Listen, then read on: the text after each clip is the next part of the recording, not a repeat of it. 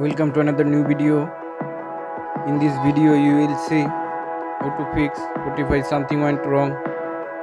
Please follow complete the process.